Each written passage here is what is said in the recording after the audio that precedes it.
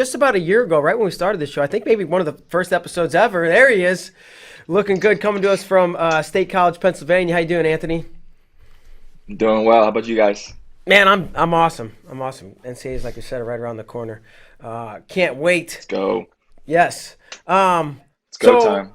it is go time, and I want. So we were talking briefly beforehand. You're like, oh, I get to kind of enjoy this NCAA's. Either you're wrestling in it, or like you said, maybe upset that you weren't there. When's the first time you attended NCAA's in person? Or well, we'll start with that. 2015, I went to actually St. Louis. Okay. Um, Bo and I did a road trip up with some of his family friends, and yeah, that was my first time watching the full NCAs and my first time in person, and it was sweet. Yeah. What do you remember about that? I don't know, the road trip with Bo, or the just the atmosphere and tournament itself, or any individual stories maybe that were going on.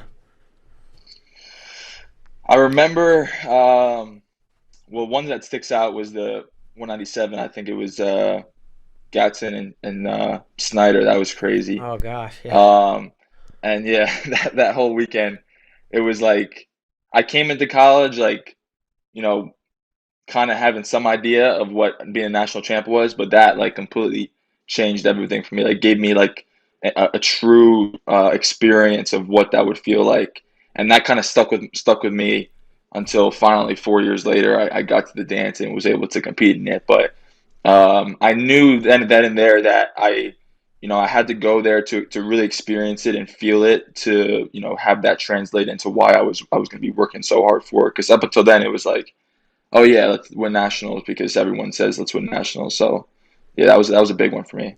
Sure. How about in high school? Would you follow it on ESPN, or watch the finals, or was it something that you just heard about but didn't really witness or see? Yeah, no, I heard like bits and pieces there, but I never watched it. I never watched wrestling in high school. I didn't get serious about it till like my junior year of high school, and then I eventually won states my senior year, and so yeah, that 2015 year was my first time, like my first real wrestling experience, which is crazy. All right. I guess taking the same scenario and backing up, you know, did you go to high school states as a fan ever before you were in high school, or even before you wrestled in it? No, it's kind of weird. Like it was like the same process for high school and college. Like I started out in high school, um, and then didn't qualify until my senior year when I won it. Same with college. Didn't qualify until my senior year and won it. So I've been kind of been kind of this late bloomer, and then when all the pressure's on, that's when I've been able to figure it out and get it done. And that's just kind of been my story. So yeah, it's been for each high school and college, it's been a big mountain to climb, and then finally, reach the peak when it all counted. Was it, going to the college, and you went with Bo, and you're like, wow, this is okay. I'm glad I'm here because I need to experience it. Was that like part of the thought going into it, or was it just like, I'm just going to go to nationals because it's going on and I want to watch? Yeah, that was definitely the main reason because I remember it was like $300 that I had to pay, and I didn't have it, and so I called my dad and I was like, hey, like I really want to go to nationals, like it's $300, and I feel like it's really going to be good for me to like be there and experience it if I do really want to win it someday. And thankfully, he believed in it, and he spotted me, and it worked out. So yeah, that was definitely the thought process. Awesome. Um, Mm. 300 bucks well spent, you would say? Yeah, I still got to pay him back for that actually, but definitely well spent. About that. There's interest. Yeah, This is not yeah, $300 anymore. This is like yeah, closer to four. I hate to break it to you. yeah, yeah. Um, But that's cool. Did was that ever an emphasis from the coaches at Penn State? Like, hey, you guys might want to go. I remember Missouri coaches, and we weren't nearly at the level of Penn State, right? But they were like, you guys need to go. You need to experience this. You mhm. need to go see it, so you're not awestruck and like kind of freezing the lights. Was that ever anything that was communicated to y'all?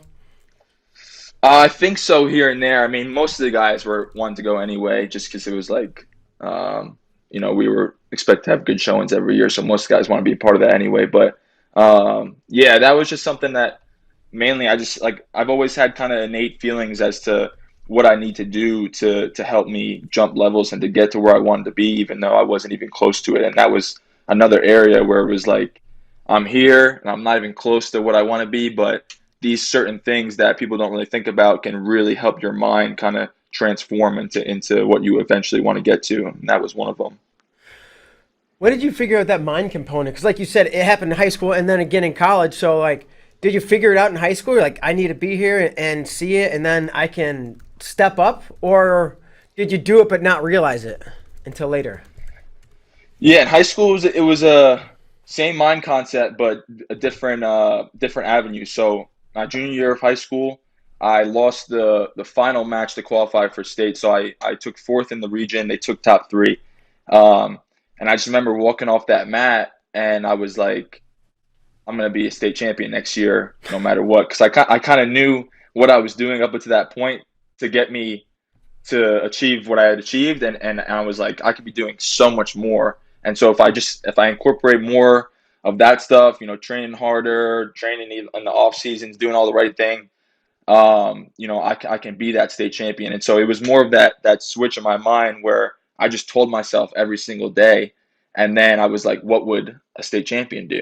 And I would start doing that stuff daily. And as basic as stuff like that sounds, it's how I've achieved what I've achieved. I see where I'm at, I see where I want to go, and then I just basically take on the persona of what I want to be and align my lifestyle accordingly. And eventually, your mind doesn't like that. It's called cognitive dissonance, where there's that separation between what you are and what you want to be. It really doesn't like that separation, so it helps close that gap. And sometimes it takes 4 years, sometimes it takes 5 years, but eventually, you do get there. So Yeah. yeah, All right. Cognitive dissonance. I like that. yeah, yeah, Was and looking at college, there was, I guess he was just a freshman, but a kind of a giant, right? As in Gable. Was there anybody like that in your senior year of high school where it was like this big mountain to overcome, or this big person with all these achievements? yeah. My senior year, it was this kid named Ralph Normandia. He took third in the state the year prior at 220, and then he was the number one guy coming in at 195 the following year, and so he was who I kind of had my eyes on throughout that senior year, and we actually wrestled 4 times that year, which was crazy. And then our final match was in the state finals, and we went to like quadruple overtime. So yeah, he was that guy for me my senior year. All right. What happened? What happened in Mhm. those four matches? Like the prior to the finals. Oh, I won them all, but Okay. they were all close. Yeah. Dang. Yeah. All right. Yeah. That's pretty wild. And the same thing as jumping into well, in high school, was there like a tactics? Was there game planning? Was there watching film on this guy at all leading up to it? Or was it just like train hard, take care of myself, and live the way I need to be a champion? Yeah, same with college, not much film watching, trusting my coaches to tell me the little things that he does well, and then just focusing on being the best that I could be. And that was pretty much it. When you started your senior year at college, did you think, yeah, I'm going to win it? Just like your junior year, you said, I'm going to win it next year and I'm going to live my life this certain way. Or was it not till you got rolling and you're like, I might be good enough to win this dang thing? Yeah, no, I mean, I was gonna win it since 2017 in my mind. So the fact that I got to the 2019 season, it was do or die. Like I don't know what I would have done if I didn't win, to be honest, because it was such a build up from my true freshman year, with the same goal 5 years later and getting close to it, the years prior to where I felt like I was at that point to win it and kind of showed glimpses of that. So my senior year, it was like there's nothing that's going to stop me. I had to put on 40 pounds in 6 months and compete at that weight because I was just growing out of that 197-pound weight class. But at that point, yeah, it was already solidified. When you tell yourself something for so long and you've been working for it for so long, it's like there comes to a point where you just gotta freaking do it. And at that point, it was like I'm just gonna do it no matter what. Did you believe it? You said this was my goal since 2017 or since whenever. So yeah, of course, Hmm. by the time it came to my senior year, I believed it. But having it be your goal is one thing, but actually believing it's possible or believing you're going to do it is different. And those first few Hmm. years, did you believe it was possible, and or did you believe it was going to happen in those years, those years that didn't? Yeah, so the early years it was like I'm gonna be a national champ, like I'm gonna figure it out eventually. But for right now, I'm just gonna keep my head down and keep working. And then when I got to that halfway through college, I wasn't close to that goal yet, and I kind of made some like major lifestyle changes and like fully committed myself. And then from there, the confidence and the peace of mind that I had kind of just was solidified. So it was like it's just a matter of time now. Basically, because I was doing everything that I could possibly do to make that a reality. So I knew that I was doing more than everyone else and working harder than everyone else. So it was like there's no reason for me to not achieve this goal. And so when I failed in 2017, 2018, it was like, all right, well, I know I'm doing the right things, so I just got to keep doing them, and eventually it's going to pay off. And yeah, going into that final year, I truly believe that from the start I was going to make it happen, regardless of what stood in my way. You said I made some major lifestyle changes that made a big difference. Obviously, Hmm. putting on a lot of weight and jumping up a weight class there's a major lifestyle change with lifting and probably eating. Were there other things Hmm. that wouldn't seem so obvious to me or somebody else that are lifestyle changes that you made that had an impact? Yeah, yeah. I mean, just being all in, to where everything throughout the day was dedicated to helping me get closer to my goal. And for my first 2 years in college, that wasn't the case. I was training hard during the week and then going out and partying on the weekends, and then getting back serious when Monday came around. And so there was areas of my life that weren't fully dedicated to my goal that I didn't really register as negatively affecting me. It was like whatever, I'm still gonna figure it out. And then 2 years goes by, and I'm not any closer to my goal, or I'm not reaching my goal. I'm like, well, I gotta change something. I don't want to have my college career pass, and the same results, are appearing. So that's when I really was like, took a full inventory of what was in my life, what was helping me, what was hurting me, and then from there, I've kind of became, the true person that I felt like I was claiming to be. If that makes sense. Yeah, absolutely.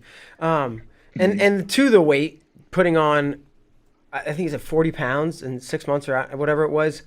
Yeah, yeah. How do you? I mean, eat and lift? Is it that simple?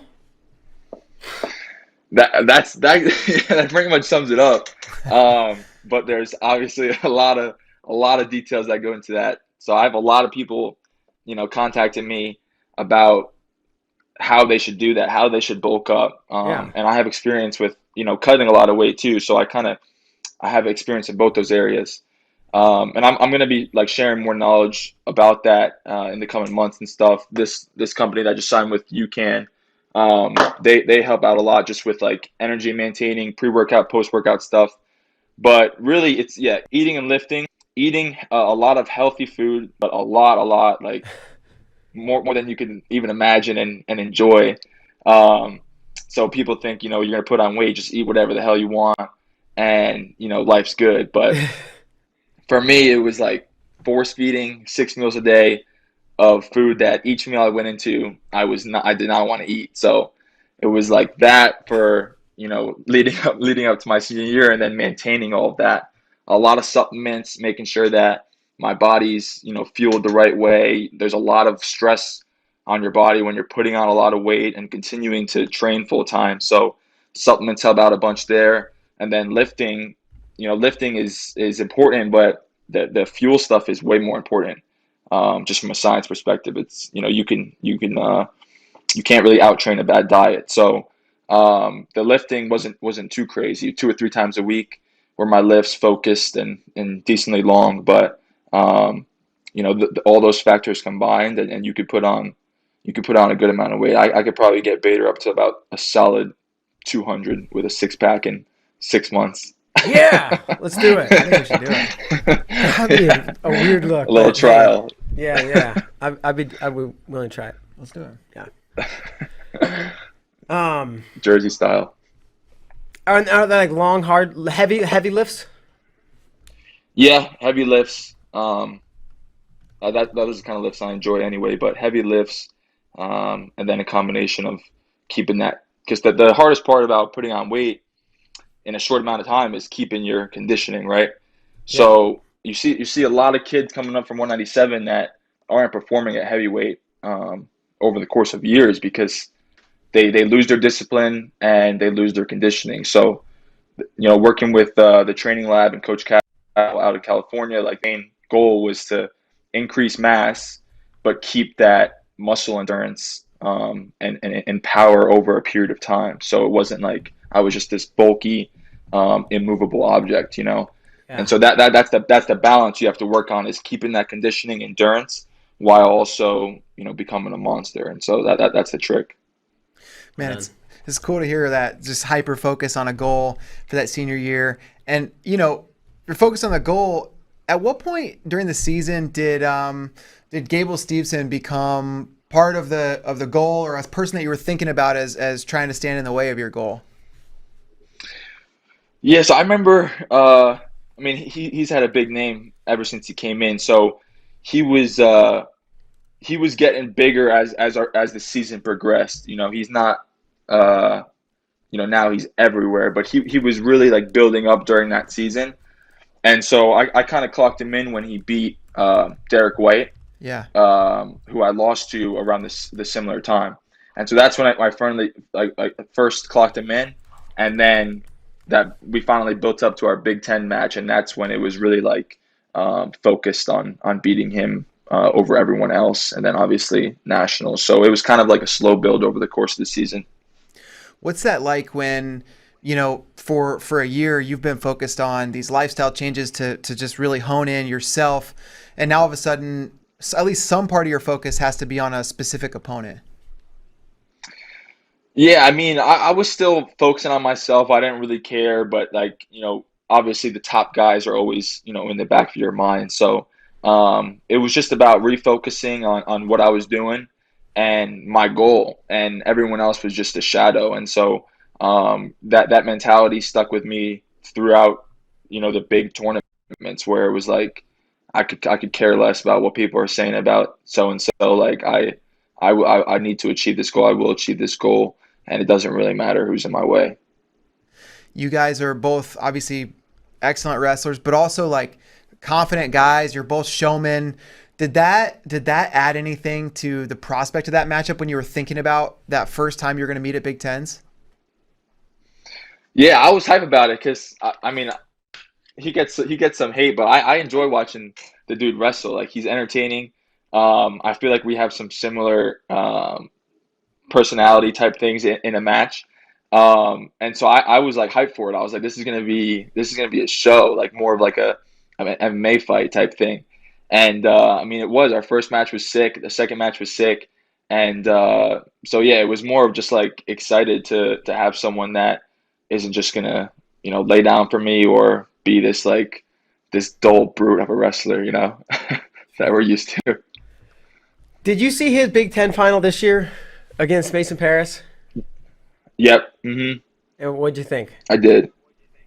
I thought he looked good. I thought he capitalized on a lot of positions that Mason Paris was, a little weak on, um, and obviously had a good performance. So I'm interested to see the corrections that Paris makes, and see if it'll be a better match at nationals. But it's cool to see both those dudes, doing well, and making some more heavyweight hype after I left. It's cool to see. Yeah, and to the showman part, right? Like, come on back, come to the center, and almost having fun and maybe taunting a little bit, right? Thoughts on that? Uh-huh. Yeah, I mean, at that point, it was like there was so much built up hype going into the match, mainly on his side. And so at the point you're referring to in the match, he was out of bounds. We had like 15 seconds left or whatever. I was up by one, and I saw him, go to his corner to get his nose wiped because he had a bloody nose, and I was just like, nah, I was like, we had all this built up for this match. Like, let's just finish it like men. Like, let's get back to the center and just scrap it out. And so that's where the Tony Two Fingers came out, as my boy likes to call it, where where I threw up the two fingers, called him back to the center, and yeah, I was just having fun with it. Sure. Yeah, I'm sure it was a good time. Mhm. Man, Penn, talking about your experience looking towards this weekend, and in general, Penn State, they freaking show up and wrestle and perform and march. I'm not telling you anything you don't know. Mhm. Why do you think that is? Um, I don't know. People always ask me that, like, what's different, what separates us, and I don't know what it is in particular. I don't think we do anything too differently, but I think we look at the sport, a little differently maybe. And so obviously, we're recovered by the time nationals comes around, and our training cycles are programmed the right way. But more than anything, we're just, you guys hear it all the time and hate when people say it, but we we are. I'm not going to say the F word, but we are grateful to be there, Yeah. and we are grateful to be there, and our coaches, get us ready mentally to just go out there and do our thing, and we're not looking at it at anything more or less than what it is. It's a tournament that we want to win and that we want to be the best at, and that we're going to go enjoy being our best at. And so when you go into something like that, where everyone's feeling pressure and this is the biggest thing in the world, and see a lot of people not performing up to their abilities, whereas we're going in like it's another day, another practice, another competition, and you see that in the results. You see us just kind of being ourselves and going out to get what we say we wanted. And so I think that's the difference more than anything. Sure. That first NCAA tournament you went to was 2015, and that was the year Penn State was I can't, not a trophy team. I can't remember where exactly they finished, but Mm-hmm.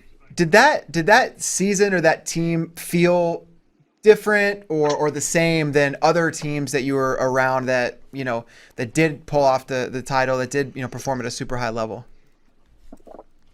Yeah. Yeah, that was a weird year because we had our class coming in with just a lot of hammers, and I think that was also the year that Nico and Zane were redshirting. Yeah, Um, right? Yeah. So there was a yeah, lot of people on the sideline. So like the mentality in the room was awesome. Like it was intense. It was a championship room, um, but it was tough to kind of translate that into the competitions. And that was my first year there, so I can't speak on it too much. But um, yeah, I think that was like kind of that year where it was like we're gonna do our best we can, but then this next decade's gonna be ours. So yeah. yeah. I was thinking about too that you talked about that 2015 NCAA championships and the Gadsden and Snyder match, but that was also the year Matt Brown won his title, and that match was crazy for the locked hands call, all that stuff. What was it like sitting Yeah. in the stands Hmm. watching that, knowing this is a teammate? Yeah, that was crazy. I was training a lot with Matt Brown at the time, unfortunately, because uh, because he was just basically dogging all of us freshmen, just pulling on our necks every practice, just introducing us to a whole new level of hand fighting, and I think we all have stories about that. But it was really cool to see him. You know, we started working together like on a daily basis to where I enjoyed like the pace that he wrestled at, and I've never really felt anything like it. So to see him, the way that he committed himself to the sport, the way he worked in the practice room to get to the national finals and to win such a close, controversial match, it was like that also kind of solidified in my head, like, okay, this is kind of what it takes to get to where I want to be. And so yeah, it was awesome to see Matt Brown win that. Yep. You said something along the lines of when I asked, why do you guys have so much success, or is there something to it? You said, I think we do what a lot of other teams do, but maybe we look at the sport differently or from a different perspective, or something is what you said. Um, Hmm. can you elaborate on that at all?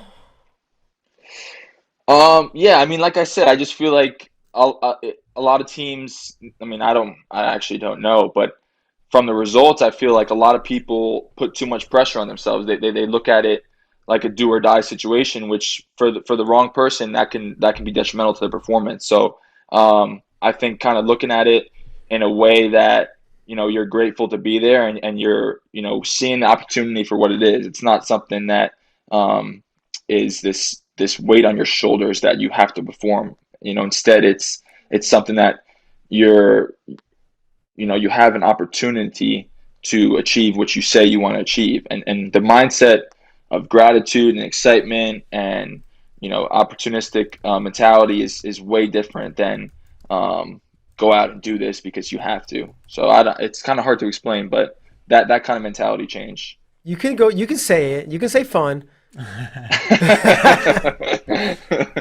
Yeah, we're just having fun out there, man. I don't want to say the F word. That was a good line. That was a good line. Yeah. So looking at this year, right? At Penn State's not supposed to win, and some people are giving them no chance at all. What do you think? Could they? I'm not saying will they, but is it possible for them to pull it off this year? 100%. I mean, we pulled off crazier things in the past. We weren't supposed to win the duel of the century against Ohio State. We weren't supposed to win in 2011. We weren't supposed to win, so many things. But once again, we're not supposed to do anything. We're just going out there to be our best. So I think we got some hammers out there that are going to go perform, and we got some guys that are grateful to have the opportunity to go out there and make a name for themselves. So we'll see. It's gonna be a sweet weekend. Yeah, you brought up the duel of the century, and I was there, and it was, even before it started, it was one of the coolest atmospheres I've ever been in. Rec Hall is a great place for a duel. It was packed. It was the two best teams in a long time, right? Not just that year. What do you remember about that duel specifically? What set it apart from maybe other duels or events you've participated in, other than being the number one ranked guy yourself?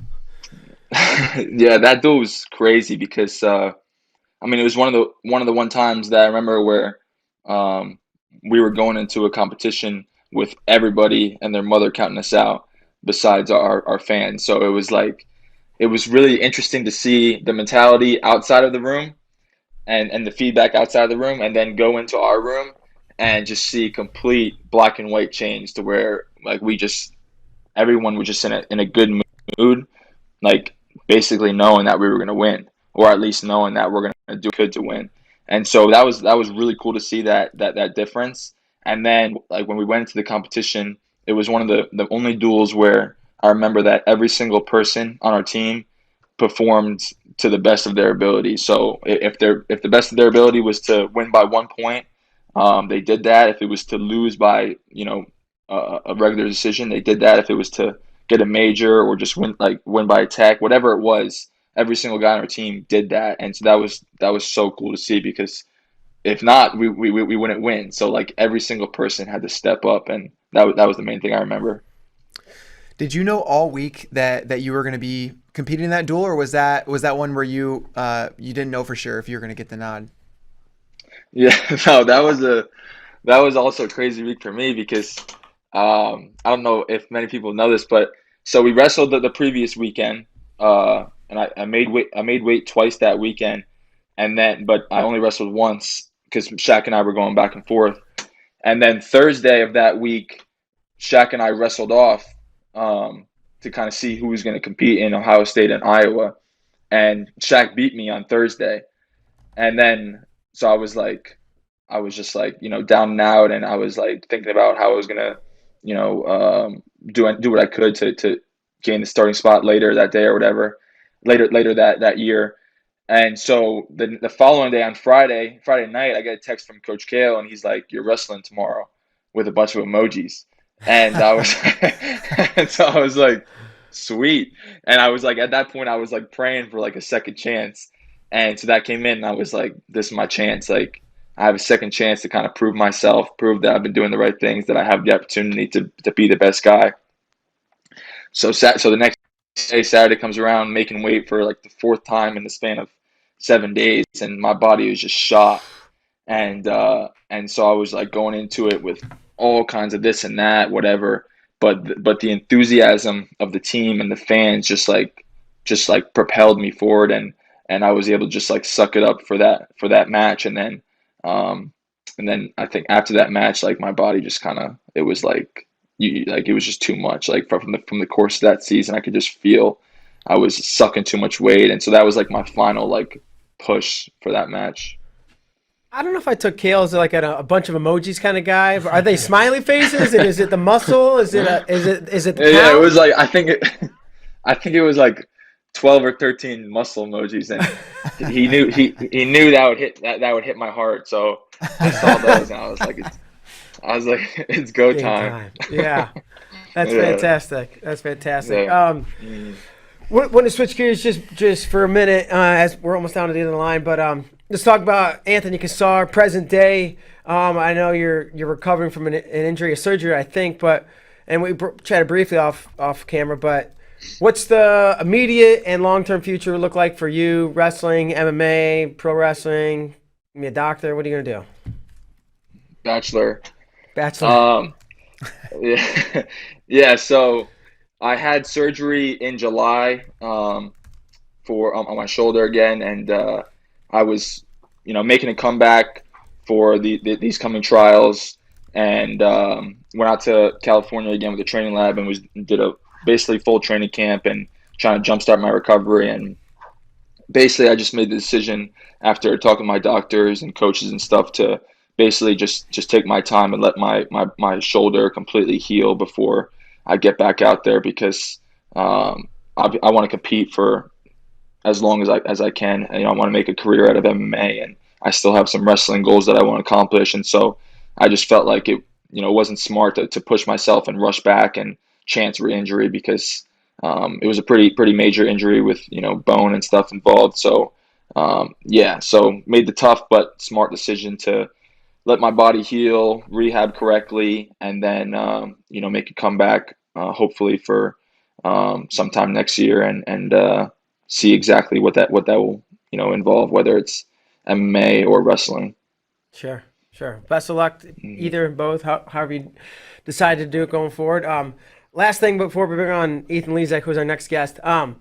Wins and whoopings. All right, little segment we like to play with our guests. And basically, if you can look back over the span of your career, is there one win that stands out for whatever reason, best win or favorite or really memorable for any reason? And the opposite, right? One like just whooping you took where you it felt like one of those times when Matt Brown just beat the hell out of you, but maybe like an example from a competition.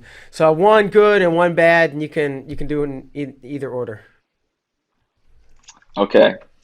A bad one in competition. I'm trying to think. I mean, my redshirt year, I had like 8 losses. So I remember Frank Mattias. He went to UPenn. Yeah, He Blair beat guy. he beat yeah he my redshirt year, he took me down and rode me with double legs for like the entire match. I think he beat me like 6-0, and he just like took me down each period and just double legs in, just rode me, and I that was probably one of the worst ones. And I remember that one. I finally got my rematch with him at the Keystone Classic in 2018, and I got the win there. But that one freshman year, he just held me down for way too long. All right. And Yeah. then and then biggest win, uh, between. I mean, the Colin Moore one was sick, just because of like the team aspect, obviously. Um, yeah, I'd probably have to go with that one. All That right. one was sweet, and then yeah, Yeah, those are yeah. great. Were you gonna say something else? Was there another one in mind? No, I mean there's a few there, but you Sure. guys probably all remember those. Yeah, Yeah. I would imagine. Cool. Well, if I want you to hang on the line, speaking of Matty Ace riding you for the whole match, we got the backpack. You're getting ready to join us, Ethan Lizak. The backpack. Yeah, coming to Hey, us thanks for from having me, Pennsylvania. guys. Yeah, thanks for joining us today. And while we got you both here, we're gonna do the overlapping question. We're gonna give you each the opportunity to ask the other question, give you time to answer, and then we'll flip it. And since we're finishing up with you, Anthony. We'll let you go first. If you got a question for Ethan Lizak, go ahead. All right. My first question was, we were talking about this a little before the show started, but do you consider yourself a ginger? No. All right, that was the first question. We had a little weren't sure if you were the strawberry blonde type or Maybe in the summer gets Yeah. a little redder. okay. True All right. ginger over There's here. levels to First this, question. guys. There's levels to this. Yeah. Well, maybe think about it, because Bo Nichols a true ginger, but he's a fraud because he's dyed his hair blonde for years now. So now, like, you can't tell if he's ginger or not. And didn't so know that I was was just dyed. wondering if there was. It's like white, dyed almost Oh, like yeah. blonde white. Yeah, the yeah, bleach blonde. he's as ginger as it comes. So sometimes you can't tell. So I was wondering if there was a similar thing going on. But my real question was the backpack. So my nickname is the Champ. It was kind of self-originated, and then I hope that it's stuck now with other people. But I was wondering if your nickname had anything to do with you coming up, or was it from other people pronouncing it as the backpack? I think it was like other people. Like the one year at NCAs, I think my true freshman year when I was wrestling, I would like kind of just be glued onto the guy, like riding double boots. Mhm. And I remember walking the tunnel, and one of the Minnesota fans yelled, "Hey, backpack." And that's kind of like where it stuck from. And then everyone just started using That's it. awesome. Yeah, fantastic. That's Great awesome. nickname. We did a little funny little sketch too. I think about a year ago or so. You were down here. So Ethan, you got a question for Mr. Cassar? I guess. What do you think? Sets the Penn State's culture apart from other schools, like wrestling wise? There's that question again. That's the question of the hour. Yeah, like, once again, I don't know if we do anything too differently, wrestling wise or like training wise. I think our layout is designed well for making sure that we're not overtrained. One, and then two, I would say the bigger thing is what we were talking about earlier on the show, is just the mentality is a little different. We're not coming in, with frowning faces on getting to work and hating ourselves. We're coming in with good attitude and being grateful to be there and enjoying pursuing our dreams. So I would say that's the main difference. I love it. Awesome. All right, Anthony. Well, it's been a nice little chat with you. We're going to give you the final word, though. Anything you want to say, parting words before we let you get out of here and move on with your day? No, thanks for having me. Thanks, Flo. And I know a lot of people are wondering what's my situation right now with competing and through the pandemic and stuff. But like I said, I'm going to be taking my time rehabbing, and I apologize to all those that were looking forward to see me compete in the trials. I was looking forward to it myself and felt like I was on that path to my final goal of becoming the best in the world. But once again, facing adversity, and I'll learn from it and come back stronger and take back my throne. So that's the plan. Awesome, man. Well, we look forward to following your journey back to that throne. Thanks so much. Appreciate it. All right, thanks, guys. Yeah. Thanks, Anthony. Have a Peace. great day. All right, we'll move on with the backpack, Ethan Lizak. And since it's championship season, we asked Anthony the same question. When's the first time you attended NCAAs in person? Was it when you wrestled, or had you been prior as a fan? Right before my true freshman year, I went in Oklahoma City with Minnesota fans because I want to, go there, see it before I actually wrestle in it. And it was cool just seeing the atmosphere, like all the fans there, and how everyone was just so like stoked over wrestling. It was a really cool experience and really got me excited to compete that next year. Nice. Compare that to like the PA States, and did you go to PA States as a youth, watching it, and then obviously you went in high school and competed? Yeah, I think it's, PA takes the wrestling seriously. Like, there's always a bunch of fans there, so it was just a really nice atmosphere too. NCAA is just like a little bigger scale, but I like what PA has, how it's like right in Hershey, so like in between matches you could go to like Chocolate World and stuff. So it was always fun, like going to that, competing, and every year it's the competition at MPA is so high. Like you're usually wrestling a ranked guy, like from the quarters on. So it was a really good experience. Got me prepared, I think, for NCAAs really well. But yeah, it was fun. Okay. And I guess speaking about PA states, do you follow it still? Not, that you're in college, you were doing your thing, and now you're out. But do you still kind of follow, keep up with what's going on at PA states, or is that kind of like more in the rearview mirror? Yeah, I still follow a little bit. I mean, some of the guys are like new coming in, so I don't know them too well. But I followed like the finals and stuff this past season. Was watching. It was some good wrestling. Excited that they were able to compete with all this COVID stuff going on. Yeah, what a unfortunate situation that's been. I don't know if you followed, but they had like super regionals, and David was there and could talk about this better than I did. But they started out with 8 in a bracket.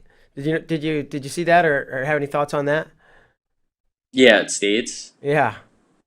Yeah, that was. I think it was smart move. Like it's unfortunate for some of the other guys that would normally be able to go that didn't get to go just because of how cool the atmosphere is, and going and experiencing it for like the future next couple of years. But I understand it with everything that's been going on. Sure. Were there any matches from the finals that stood out to you? I think it was the 126 match with the I think he pinned him in a tilt. That was dude, oh, yeah. that was a crazy match. Unger and I did not Gibson? see that coming. Yeah. Yeah, that was wild. He hey, you must have pinned some people in a tilt in your years. Yeah, it's really rare though. A lot of Yeah. people be flopping and stuff. It's hard to, get it tight enough for that they're like stuck like that, but it was crazy. Do you remember the last time you pinned somebody in a tilt?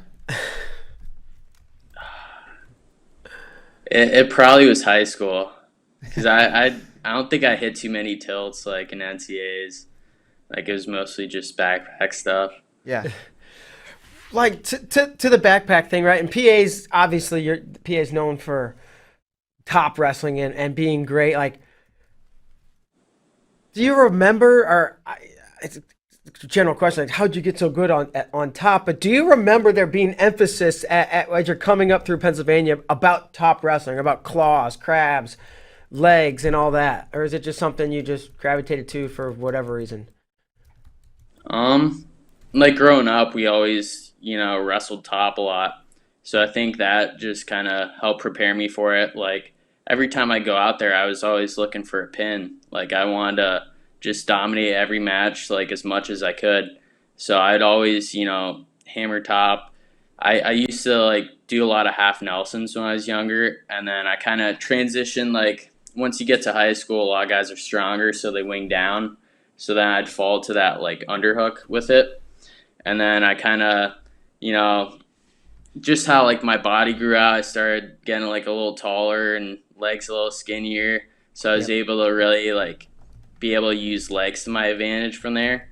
But I think overall, like, yeah, PA, everyone's good like on the mat wrestling. So you have to be good there as well, whether it's escaping from bottom or, looking to turn on top. Because I think top wrestling, like, you get one turn. That's like equivalent to like 2-3 takedowns. So you could really set a match apart with just one big turn. So I kind of always would try and focus on that just to, get like a 3-4 point advantage. And then once you get there, it's very hard for a guy to come back. He has to get like multiple takedowns. And if you're, wrestling hard the full match, also looking to score, it's going to be really hard for this guy to, come back from that. Yeah. as far as the NCAAs, did you pay attention to one? Did you pay attention to college wrestling very much when you're in high school? And two, did you um, watch the NCAAs or attend very often? I'd always watch it on TV, like the I think semis on when I was a kid, but I didn't necessarily like follow every single dual meet. Only until like once I got like junior, senior year in high school, and I knew, I want to wrestle in college. I started paying more attention. But yeah, I'd always watch. I went to a couple Lehigh matches because it was like right near me, like 20, 30 minutes away. So I go that a little bit in high school. I think I watched John Trench a couple times, some of All those right. guys like Troy Yeah. Letters.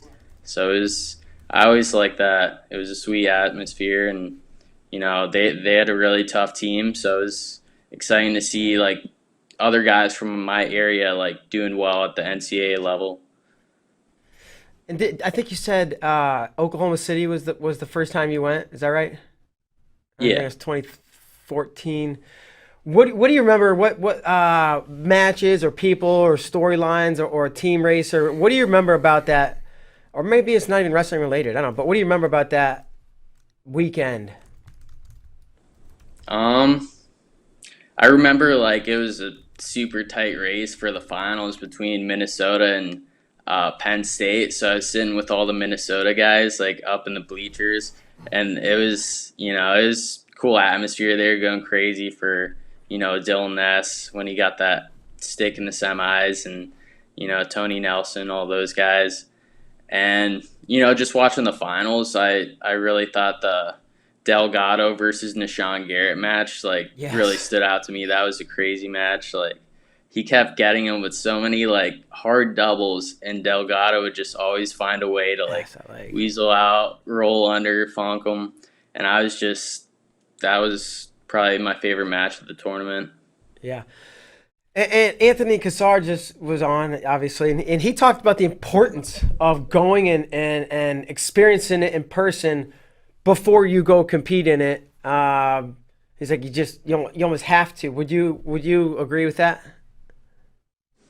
Yeah, I think that's like important just to understand because most guys like coming from high school, like their state tournaments aren't nearly as big, and just getting used to that atmosphere that you're gonna have to be into, like people constantly yelling, screaming, and stuff, cheering. So it's just good, kind of getting used to that atmosphere and seeing what the like big stage looks like, so that when you get out there, like in college, you're not overwhelmed with like everything that's going on. Yeah. You made a great run more than once, but I think it was your sophomore year. You weren't seated very high, and you made it to the finals, right? And that's like, and you see it every year. There's somebody who like has this Cinderella type run, or just like, man, wow, they just showed up, like showed out at NCAs. Had you seen somebody do that before? Like, do you remember being like, oh, this dude wasn't supposed to do anything, and he did something? Um, I mean, I'm sure I have. I don't have one like particularly off the top of my head that like I could really look back to. But yeah, like every year, I mean, there's always just one guy who's like a low seed that just somehow like pulls it out of the bag, and just is on that week, and just upsetting guys. I think who's it, Tariq Wilson, like a couple years ago, Yeah. that one was crazy. Yeah, A lot of exactly. upsets from him. Exactly. And I guess heading into it your sophomore year, were you the 11 seed? Am I getting that round? Pulling that out of nowhere. Were you 7 seed? You were like I somewhere think I between was sixth. six. Okay. Um, what do you remember? I don't know about seeing the brackets, knowing your draws, seeing your potential path to the finals, or I mean, it's easy to say I just saw who I was going to wrestle first round and that's it, but I don't know. It's almost impossible to not to look ahead, right? Yeah. Yeah, I just, our coaches always try and tell us, like, hey, just focus on the first match. Like, once you get that out of the way, you could look on. But yeah, you see it and you're like, all right, I got to beat this guy, this guy, this guy. But I think, what always kind of helped me at NCAs was I kind of just, like, my mindset going into it. I just knew like during the season, it's a long season. You Big Ten, you're wrestling like top 20 guys each week, so it's hard to be on every match. And I just would use like whatever matches I wrestled, like whatever losses I took, I'd try and take something small away from that match and try and like focus on like working on it and stuff so that next time, I get to that guy or whatever, I could like flip that result and, come up on top. But I think just, yeah, I don't know. Sure. You were pretty dominant throughout that tournament up until the finals that year that you went on the run. Was there something particular about how you felt that weekend that allowed you to perform at such a high level? I just would go out there and, just treat NCAs as like its own like thing. Like it's, I think, different from the season. Like all your past results, it doesn't matter. You just got to be, to win the championship, you're going to have to beat the best guys. So just going out there wrestling, a full hard 7 minutes, like is all you can really do. And I just I always like when you first get there, like just walking into the arena, just taking the atmosphere. And I think just, mentally getting prepared and just, enjoying the ability to go out there and compete is what kind of really helps separate you and, makes you wrestle your best. How And would you just des- like being, Oh, go ahead. Sorry, like interrupting you. with your like training, like the confidence you have, like just knowing that you're doing all the right things leading up to it, that your coaches they've been there before, like they're gonna help you prepare like to the best so that you're peaking at the NCAs and that you just wrestle your best and get the wins. How would you describe that atmosphere? You said it's valuable to go in and just kind of take it in. We've been asking people that a little bit this week. How would you describe it? What does it look like and sound like and feel like in there? I think I just like, all the lights, like usually when you go in there's a couple fans in the stands and you just kind of see how big the arena is going to be, and a lot of people are going to be there, like your friends, your family, other competitors. So just taking that all in, just knowing that, this is it, this is NCAs, this is what it comes down to, and just, being ready for when you walk out there that, as soon as you step on the mat, shake your opponent's hand, like just try and, clear your mind and go out there. And usually, like, you get a little nervous before your match, but once the whistle blows, I'm zoned in, I'm looking for what I have to get to, get me to get on the podium.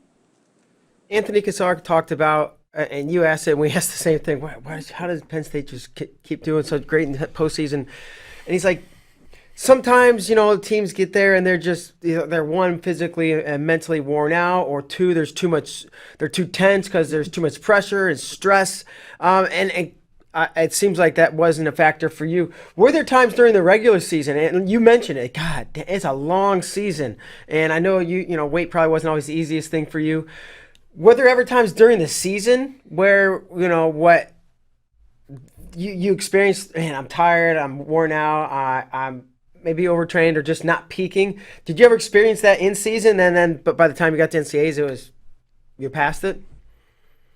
Yeah, for sure. I always feel like when I was wrestling, January was always, I don't know, for whatever reason, like a tough month for me. Like I'd always, you're like 2 months in, I'd be feeling like a little worn out from the cut. So I'd always, be feeling it a little bit then and just kind of, trying to, on the losses, you'd be like, I'd be pissed for like a day, but you got to move on because you have another tough opponent like the next week. So I just, try and focus on what I, did wrong there, and so that for later in the season, I could flip that result. But yeah, I definitely felt it like January because it's such a long season.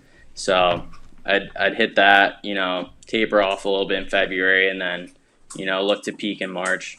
Yeah. To the point of it being a long season, and this 2021's been a really weird and short season for obvious reasons with COVID and everything. And we've been talking to a lot of coaches and some athletes. Would you, as having been a college wrestler, would you have preferred a shorter season? What if, from your point of view, what if they had started in January and finished in April? Would that be more favorable when you were in college? I think it might have helped me just a little bit, just with how much I was cutting. It was hard, getting down to weight every single week, scratch weight. So I think it definitely would have helped preserve my body a little more. I think that's kind of what ended up happening in January. I would be wrestling every single weekend, sometimes 1-2 matches. That's just hard on the body, making weight so many times. And then, February happens, so it's you start to make weight every couple weeks, or you'd have a 2-week off period. So I think that would help me recover, which is why I was able to do so well at NCAAs. But yeah, I think I'd probably enjoy a shorter season. Sure. Good. I'm curious about how you're going to follow this NCAA tournament. You've got obviously the Minnesota guys, but now that you're at the PRTC, you're working with guys from Penn and Drexel, and Penn's not competing this year because of being in the Ivy Leagues. But when you think about following NCAAs and postseason stuff now, who do you look for in the bracket first? You look for those guys that you work with at the RTC. Do you look at the Minnesota guys? How do you handle that? I don't know.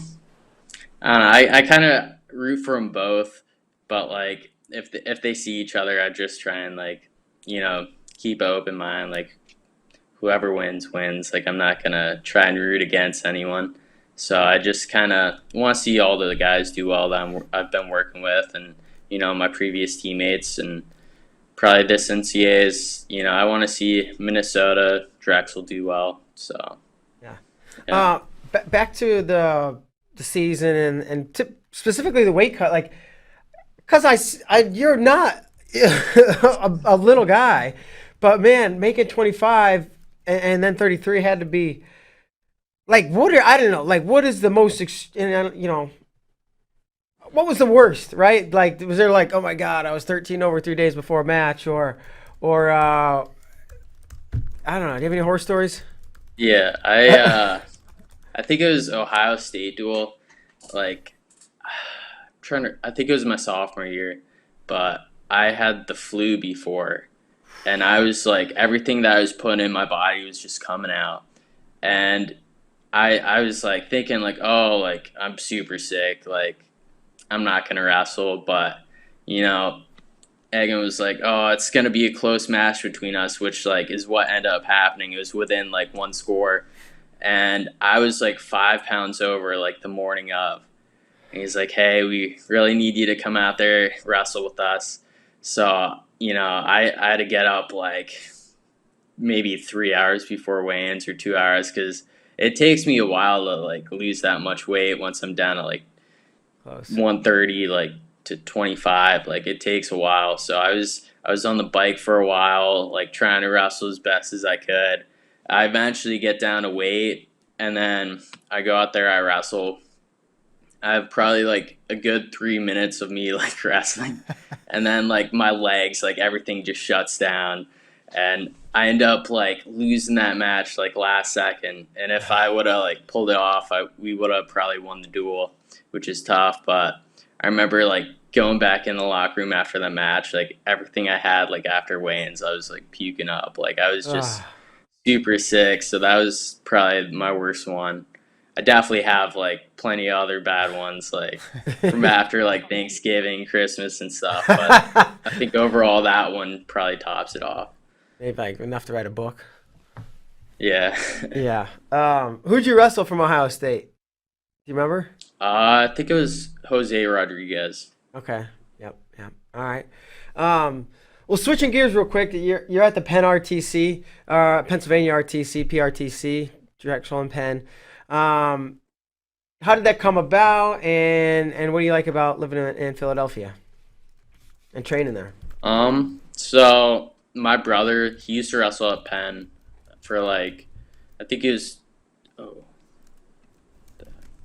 it was like 157, 165. So I kind of knew like I want to be closer to home after college, and I know Coach Slay is a good coach. When I made the world team in, I think 2013, 2014, he was like the coach. So I had a pretty good relationship with him. So I knew, he was going to be a good coach, help me get to where I need to get to.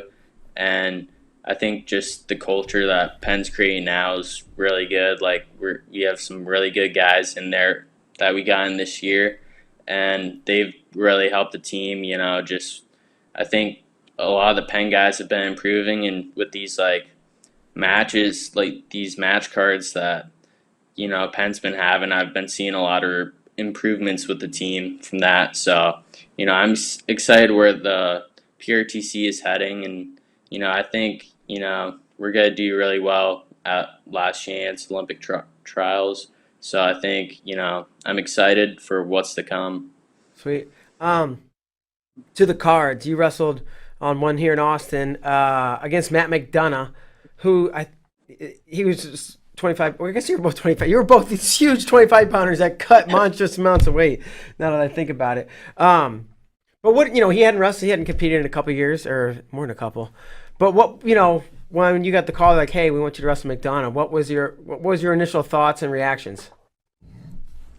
I was just, whatever matches are thrown at me, I'm gonna take, because I want to get as much experience as possible, like wrestling freestyle. I haven't really, wrestled that much in college just because the college season would take like a lot out of me. But I'm just trying to like improve, like work on, my technique for freestyle. So I think as many matches as I could get, like the better. But I was super excited for that match because he's a guy that I used to watch like in high school, like on TV, like in the NCAA finals. So it was exciting getting the opportunity to wrestle him. And, honestly, I never thought like I would like be able to wrestle him. So I was really excited for it. I think like we both have like pretty similar styles, like both tough on top, kind of longer guys, like to scramble. So I was excited for that matchup. Yeah, and your top work looked awesome. You got a takedown. I think was it 4 turns. And that was that. So great job with that. One of the last things is, are you a bracket guy? Have you looked at the brackets? Have you seen Minnesota? If so, do you have any thoughts on any of the Minnesota guys, their draws, or the team as a whole? I haven't looked at them that closely, but I've looked at a couple for sure. And I thought Minnesota wrestled well at Big Tens, and I think like leading up to NCAAs, I think a lot of the guys are in a good spot, and I know the coaches like prepare them pretty well. So I think we'll see a couple upsets for the Minnesota guys going in. So be rooting for them. All right, Gophers. And last thing, I think you were maybe, I think you already logged in when we were talking to Anthony about this, but wins and whoopings, right? So from the course, I assume you wrestled from youth through, you still wrestle, but is there like one win and one loss that stick out as, however you want to quantify, best, favorite, most memorable, a big comeback, or anything that sticks out as a win, and then like a whooping where you just got the tar beat out of you and it sucked? Yeah. I think for wins, I'd probably go with the pick and eating match just because I was down so big. I was like, I have no idea how I could come back from this right now. But, I kind of just like looked at my coaches and I saw like they still like thought I could do it, pull off the upset, or not the upset, but the comeback. And I was like, all right, I gotta, just after the first period break, I was like, all right, I got to take a little mental reset, get myself back in this match. And then head into the second period, I was able to pick up a couple turns. And then third period, got the takedown, got the riding time, was able to snake off that win by 1 point. So I think that was just kind of like an enjoyable match for me just because I took a lot of, hard to come back from that and, continue wrestling to get that win. And then whooping wise, there's a couple that have happened. I think Spencer Lee was, a tough one. He's just so solid at like every position. So it was tough wrestling him. And obviously, the Gilman match, that one was, a tough one. Up so big and then just kind of body gave out. Not fun. Was that another example of you said your body gave out? Was that or was every match a tough weight cut? For like dual meet wise, like yeah, it was. Once I got to that third period, it was tough. Like my legs were all like jelly and stuff, just trying to, stand there, trying to hand fight hard, doing the best I can. But yeah, it was definitely not easy. Usually hoping like I'd have choice third period so I could get on top a little bit, save my legs. But it was tough. Sure. Yeah. That's some. But all wild ones, the pitch and the other ones for sure. And we are winding down to the end of the line here, but I want to give you the last word as well. Any thoughts to leave us with before we let you move on? Not really. Just I guess good luck to any of the guys watching who are gonna compete in NCAAs this weekend.